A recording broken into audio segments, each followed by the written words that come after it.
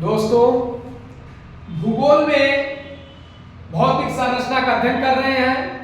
भौतिक संरचना में हम आज दक्षिणी सह्याद्री के बारे में अध्ययन करेंगे। आप हमारे चैनल को सब्सक्राइब नहीं किए हैं तो सब्सक्राइब करिए, क्योंकि जो भूगोल की क्लास है वो एक सीक्वेंस से चल रही है। भौतिक संरचना की जो क्लास है वो सीक्वेंस से चल रही है। हमारा चैनल जो है उसका नाम है खटोलिया अरविंद सर ऑफिशियल। उसको सब्सक्राइब करिए और भूगोल के जो मेन पॉइंट है उसका आप क्रमवार अध्ययन करिए। आइए हम आगे जानते हैं कि क्या अध्ययन करेंगे। तो आज हम सबसे पहले दक्षिणी सह्याद्री के बारे में अध्ययन करेंगे। दक्षिणी सह्याद्री का विस्तार कहां से लेकर कहां तक है। नंबर 1 क्वेश्चन तो यही बनेगा कि दक्षिणी सह्याद्री का विस्तार कहां से लेकर कहां तक है। तो हम आपको बता देना चाहते हैं, ये जो आप देख रहे हैं नीलगिरी पर्वत, नीलगिरी से लेकर दक्षिण में जो कन्याकुमारी है वहां तक दक्षिणी सह्याद्री का विस्तार है। अब दक्षिणी सह्याद्री में जो प्रमुख श्रेणियां पाई जाती हैं वो कौन कौन सी है। तो यहां पे जो देख रहे हैं यहां पे पाई जाती है इलायची नामक पहाड़ी, इसके बगल में पाई जाती है कार्डेमम, और इसके ऊपर पाया जाता अनामलाई, और इसी के बगल में पाया जाता कॉलोनी। ये प्रमुख श्रेणियां हैं। किसकी प्रमुख श्रेणियां हैं? नीलगिरी पर्वत की। इसके बाद इसी दक्षिणी सह्याद्री में 2 दर्रे भी पाए जाते हैं। क्या पाए जाते हैं? 2 दर्रे भी पाए जाते हैं। तो उन 2 दर्रों का नाम बताइए। वो 2 दर्रे कौन कौन से हैं? पहला है पालघाट दर्रा, दूसरा है भोरघाट दर्रा। इतना क्वेश्चन आप लिख लीजिएगा, नोट कर लीजिएगा। नहीं समझ में आता है तो कमेंट करिए, हम फिर आपको बताएंगे। फिर इसके बाद इसी नीलगिरी पहाड़ी पर सबसे ऊंची चोटी जो पाई जाती है उसका नाम है दोदा बेट्टा।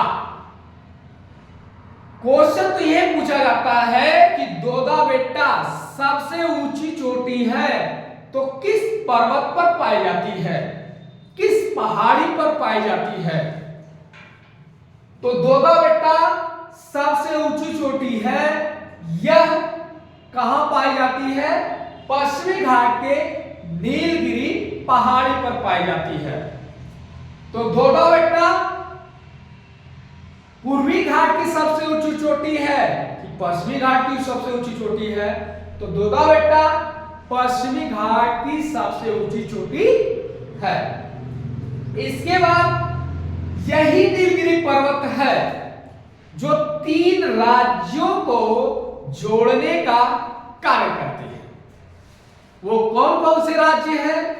तो आपका है कर्नाटक, केरल, तमिलनाडु। इन 3 राज्यों से नीलगिरी पर्वत अपनी सीमा साझा करती है। क्या करती है? सीमा साझा करती है। कौन? नीलगिरी पर्वत। इसके बाद इसी नीलगिरी पर्वत पर जो वृक्ष पाए जाते हैं वो शीतोष्ण कटिबंधीय वन होते हैं। कैसे वृक्ष पाए जाते हैं? शीतोष्ण कटिबंधीय वृक्ष पाए जाते हैं। और इस शीतोष्ण कटिबंधीय वृक्ष को हम 16 वन के नाम से जानते हैं। इसी नीलगिरी पर्वत पर चंदन के वृक्ष सबसे अधिक मिलते हैं। तो क्वेश्चन क्या बनता है कि चंदन के सबसे अधिक वृक्ष किस पहाड़ी पर मिलते हैं? तो चंदन के वृक्ष सबसे अधिक नीलगिरी पहाड़ी पर मिलते हैं। कहां मिलते हैं? नीलगिरी पहाड़ी पर। अब इसके बाद यहां से जो अगला क्वेश्चन पूछा जाएगा वो यही कि बताइए वह कौन सी पहाड़ी है जो पूर्वी और पश्चिमी घाट को जोड़ने का कार्य करती है। तो कौन सी पहाड़ी है? वो है नीलगिरी पहाड़ी। यही एकमात्र पहाड़ी है जो पूर्वी और पश्चिमी घाट को जोड़ने का कार्य करती है। इसके बाद अगला जो हम देखेंगे कि यह जो है एक विखंडित श्रृंखला में है। क्या है? विखंडित श्रृंखला में है। आप जो ये देख रहे हैं ये है पूर्वी पश्चिमी घाट है। ये कौन सा घाट है? पश्चिमी घाट है और ये है पूर्वी घाट। अब यहां पे आपको अंतर क्या समझ में आ रहा होगा कि इसकी जो ऊंचाई है ये कम है, लेकिन जो पश्चिमी घाट है इसकी ऊंचाई ज्यादा है। तो यहां से हम आपको बता दें कि पश्चिमी घाट पे बारिश अधिक होती है, लेकिन पूर्वी घाट पर बारिश कम होती है। क्यों? ऊंचाई के कारण। क्यों ऐसा होता है? ऊंचाई के कारण होता है। यहां पर आप देखेंगे जो पूर्वी घाट का ये पहाड़ियां दिखाई दे रही हैं, ये एक विखंडित श्रृंखला में है। कैसी श्रृंखला में है? विखंडित श्रृंखला में है। कैसी श्रृंखला में है? विखंडित श्रृंखला में है और ये समानांतर भी है। क्या है? समानांतर रूप में फैली हुई है। फिर इसके बाद यही जो पूर्वी घाट है यहीं पर एक नदी मिलती है। कौन सी नदी है? कौन सी नदी है? महानदी।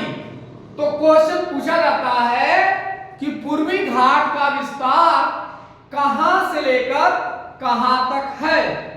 तो पूर्वी घाट का विस्तार महानदी से लेकर नीलगिरी पर्वत तक है। देखिए क्या क्वेश्चन पूछा जाता है कि पूर्वी घाट का विस्तार कहां से लेकर कहां तक है? तो पूर्वी घाट का विस्तार आपके जो महानदी है, महानदी से लेकर नीलगिरी पर्वत तक है। किसका विस्तार है? पूर्वी घाट का। अब ये महानदी आप देखेंगे, इसकी महानदी कहां आपको मिलेगी? जो मैकाल पर्वत आप पढ़े हैं, मैकाल के बारे में हमने बताया है कि मैकाल ही एक ऐसी पर्वत श्रेणी है जहां से 3 नदियां निकलती हैं। वो कौन कौन सी हैं? सोन, नर्मदा, महानदी। यही 3 नदियां निकलती हैं और 3 दिशाओं में बहकर चली जाती है। तो नर्मदा नदी जाती है अरब सागर की ओर और सोन नदी उत्तर भारत की तरफ चली जाती है। महानदी बंगाल की खाड़ी में चली जाती है। तो 3 नदियां तो निकलती है मैकाल पर्वत श्रेणी से और 3 दिशाओं में चली जाती हैं। और एक नदी आपको मिलेगी महानदी, और महानदी का विस्तार और महानदी से लेकर नीलगिरी पहाड़ी तक किसका विस्तार है? महानदी से लेकर नीलगिरी पहाड़ी तक पूर्वी घाट का विस्तार है। किसका विस्तार है? पूर्वी घाट का विस्तार है। यहां पर यह क्वेश्चन ये पूछा जाता है कि बताइए पूर्वी घाट की सबसे ऊंची चोटी कौन सी है? क्या क्वेश्चन पूछा जाता है कि पूर्वी घाट की सबसे ऊंची चोटी कौन सी है? उसका नाम है महेंद्रगिरी। क्या नाम है? महेंद्रगिरी। यही महेंद्रगिरी पूर्वी घाट की सबसे ऊंची चोटी है। महेंद्रगिरी पूर्वी घाट की सबसे ऊंची चोटी है। इसके बाद अगला जो क्वेश्चन है वो यही बनता है कि बताइए पूर्वी घाट की सबसे ऊंची चोटी महेंद्रगिरी भारत के किस राज्य में स्थित है? तो पूर्वी घाट की सबसे ऊंची चोटी महेंद्रगिरी भारत के उड़ीसा राज्य में स्थित है। किस राज्य में स्थित है? उड़ीसा में। किस राज्य में? उड़ीसा में। कौन सी पर्वत चोटी? महेंद्रगिरी। तो ध्यान से देखो दोस्तों, आगे जो बताया है यहां पर यानी पूर्वी घाट पर वर्षा कम होते हैं। क्या कम होते हैं? वर्षा कम होते हैं, इसलिए इस घाट पर पर्णपाती वन पाए जाते हैं। कैसे वन पाए जाते हैं? पर्णपाती वन पाए जाते हैं। क्वेश्चन यही बनेगा कि इस घाटी पर पर्णपाती वन पाए जाते हैं तो क्यों?